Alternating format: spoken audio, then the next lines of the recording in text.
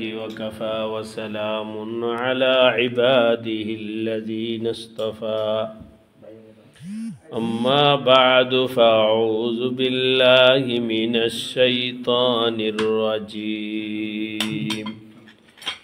بسم الله الرحمن الرحيم يا أيها الذين آمنوا اتقوا الله وكونوا مع الصادقين آمنت بالله صدق الله مولانا العظيم নিচে কিছু বিষয় অবস্থা ঠান্ডার মধ্যে বসে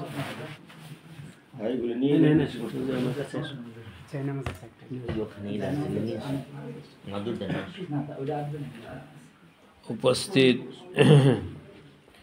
ফরিদপুর ভাঙ্গা আতাদি গ্রামের আমার মা ও বোনেরা, আওয়াজ বন্ধ হলো নাকি?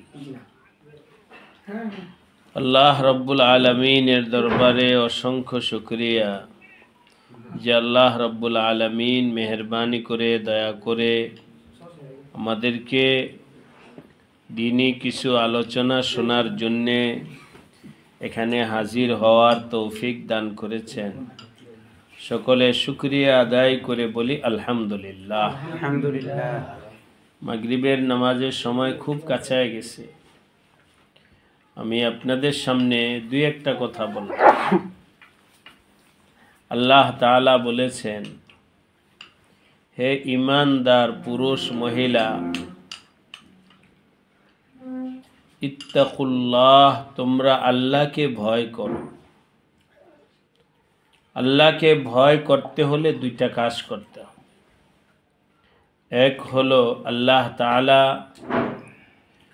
যে সমস্ত আমল করতে বলেছেন সেই আমলগুলো করা। দ্বিতীয় হলো যে সমস্ত কাজ করতে আল্লাহ নিষেধ করেছেন ওই কাজ থেকে বিরত থাকা। কোনো ব্যক্তি যদি আল্লাহর হুকুম অনুযায়ী চলে আর আল্লাহ পাক যেগুলো নিষেধ করেছেন এগুলো থেকে বিরত থাকে, তাহলে বলা যাবে যে ওই লোকটা আল্লাহকে ভয় করে।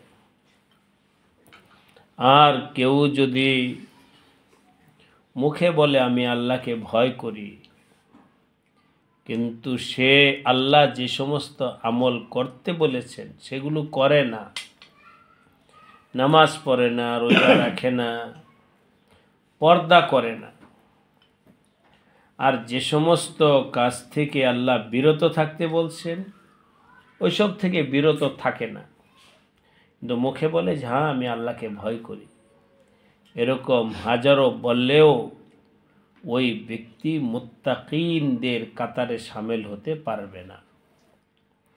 মুত্তাকিনদের কাতারে শামিল হতে হলে অবশ্যই আল্লাহর হুকুম যেগুলো করতে বলছে সেটা করতে হবে, আর যেগুলো ছাড়তে বলছে সেগুলো ছাড়তে হবে। এই হলো এক নম্বর কথা। দুই নম্বর কথা হলো আল্লাহ পাক বলেন ওয়াকুনু মা'আস সাদিকিন, তোমরা সত্যবাদীদের সাথে চলো। আল্লাহ পাকের এই কালাম অনেক ব্যাপক। আমি আজকে এই মজলিসে একটা দিক বলছি। স্বাভাবিকভাবে একজন মহিলা তার স্বামীর সাথে থাকে, একজন মহিলা তার পরিবার পরিজনের সাথে থাকে, একজন মহিলা তার ছেলে মেয়ের সাথে থাকে। তো আল্লাহ পাক বলতেছেন যে তোমরা নেককারদের সাথে থাকো। এখন এটার দুইটা পদ্ধতি আছে। এক হলো ছেলে মেয়ে স্বামী পরিবার পরিজন বাদ দিয়ে নেককার যেখানে পাবো হেনে গিয়ে থাকো, এটা একটা কাজ। আরেকটা কাজ হলো ছেলে মেয়ে স্বামী স্ত্রী এদেরকেই নেককার বানায় ফেলা। যদি স্বামী নেককার হয়ে যায় তাহলে মহিলা স্বামীর সাথে থাকলো যে স্বামী নেককার। যদি ছেলে মেয়ে নেককার হয়ে যায় তো ছেলে মেয়ের সাথে থাকলো যেই ছেলে মেয়ে নেককার, ঘরের পরিবার এর সাথে থাকে, এমন পরিবারের সাথে থাকে যে পরিবার নেককার। সুতরাং কুনু মা সাদিকিন, এর ব্যাপকতায় আমরা যদি বলি তুমি যাদের সাথে থাকো তাদেরকেও নেককার বানাও, তাহলে তোমার নেককার হওয়াটা সহজ হয়ে যাবে। তাই আমি আমার মা বোনদেরকে বলবো, নিজেদের ঘরকে নেককারের ঘর বানানোর চেষ্টা করি। ঘরের মধ্যে যেন কোনো গুনাহ না হয়, টেলিভিশন, গান, নাচ, নাজায়েজ, হারাম কোনো কাজ যেন ঘরের মধ্যে না হয়। কোনো কাজ যেন আমার ছেলে মেয়ে না করে, অন্যায় কোনো কাজ যেন আমার ঘরে না হয়। এক তো নামাজের সময় হয়ে গেছে, আর আমি এভাবেই বলতেছিলাম হাফেজ ইসরাফিলকে যে আমি শুধু দোয়া করে দিই, কিন্তু এখন কথা বলতে গিয়ে তো কথা চলে আসছে। আমি আমার মা বোনদেরকে বলবো সতর্কতার জন্য।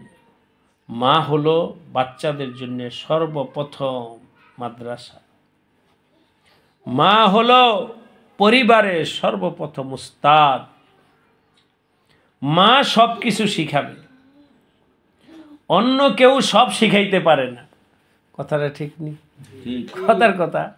একটা বাচ্চাকে পেশাব পায়খানা কি আমি কি একজন বাচ্চাকে আরেকজন বাচ্চাকে ধরে তার কাপড় পরা শিখিয়ে দিব? না। প্যান্ট পরা শিখাবে কে? মা। মা যদি পরানোর সময় বলে ডান পাও দিয়া পরানো শিখে, তো বাচ্চা ছোট থেকেই অবচেতনভাবে ডান পাও দিয়েই পড়া শিখবে। মা যদি ছোট বাচ্চাকে পেশাব করার পরে পানি নেওয়া শিখাইয়া দেয়, মা যদি ছোট বাচ্চাকে পায়খানা করার পরে সুন্নত তরিকায় সাফাই শিখাইয়া দেয়, তো এটা তো মা হাতে ধরে শিখাইতে পারে, অন্য কেউ তো হাতে ধরে শিখাইতে পারে না। সুতরাং মার ভূমিকা ভালো হওয়ার ক্ষেত্রেও বেশি, খারাপ হওয়ার ক্ষেত্রেও বেশি। যেই কথাটা বিশেষভাবে বলতে চাই, অনেক ছেলে মেয়েদের অন্যায় কাজ আছে যেটা বাবা জানে না কিন্তু মা জানে, আর মা প্রশ্রয় দেয় আদরের কারণে, মহাব্বতের কারণে। খোলামেলাই বলি, ঘরে মেয়ে আছে, মেয়ে অপর একটা ছেলের সাথে সম্পর্ক, বাবা জানে না, কে জানে? মা জানে। কিন্তু মা মেয়েকে মোটামুটিভাবে প্রশ্রয় দিয়ে রাখছে, যাই নাও মা শাসন করে না। এখন মেয়েটা দিন দিন খারাপের দিকে যে যাচ্ছে মা জানে, বরং আরও যদি বলি কোনো কোনো ক্ষেত্রে মা সুযোগ করে দেয়। অতএব এখানে বাহিরের মানুষ এসে ইসলাহ করতে পারবে না। এর জন্যে মাকে দায়িত্ব নিতে হবে নিজের ছেলে নিজের মেয়েকে সুন্দর বানানোর জন্যে, ভালো বানানোর জন্য। তাই আমি আমার মা বোনদের সবাইকে বলে গেলাম, নিজের ঘরের জিম্মাদার নিজে হয়ে যান। আমার ঘরের ছেলে মেয়ে সবাই যেন আমলওয়ালা হয়। কিভাবে হবে এর জন্য আল্লাহর কাছে দোয়া করবেন, নিজে চেষ্টা করবেন। কোনো মা সাথে আল্লাহ আমাদের সবাইকে তৌফিক দান করেন। আর কথা আগে বাড়াইলাম না। দ্বিতীয় কথা বলছিলাম, দুইটা কথা বলবো। দ্বিতীয় কথা হলো, কথা শোনা যায়? হ্যাঁ, হে আমার মা বোনেরা, আপনাদের কাছে আমার অনুরোধ, ঝগড়াঝাটি বন্ধ করতে হবে। ঝগড়াঝাটি বন্ধ করতে হবে, কারোর সাথে যেন ঝগড়া না হয়। স্বামীর সাথে ঝগড়া করা যাবে না, প্রতিবেশী মানুষের সাথে ঝগড়া করা যাবে না, শ্বশুর শাশুড়ির সাথে ঝগড়া করা যাবে না। ঝগড়া করলে আল্লাহ অসন্তুষ্ট হন, ঝগড়া করলে ঘরের মধ্যে অশান্তি আসে, ঝগড়া যেখানে হয় ওই ঘর থেকে আল্লাহর রহমত উঠে যায়। এই জন্যে ঝগড়া জাতিটা বন্ধ করতে হবে। ওই বান্দা মুমিন যার মুখ দ্বারায় কেউ কষ্ট পায় না, আর ঝগড়া করলে তো কষ্ট পাবেই। তাই আমি এই মজলিসে দুইটা কথা বলে গেলাম। মা বোনেরা যেন পরিবারটার জিম্মাদারি নেয়। দ্বিতীয় নাম্বার হলো কোনো ধরনের ঝগড়াঝাটি যেন না হয়। রাগ গোস্বাকে নিয়ন্ত্রণ করতে হবে, রাগ গোস্বাকে নিয়ন্ত্রণ করতে হবে। ঝগড়াঝাটির মধ্যে লিপ্ত হওয়া যাবে না।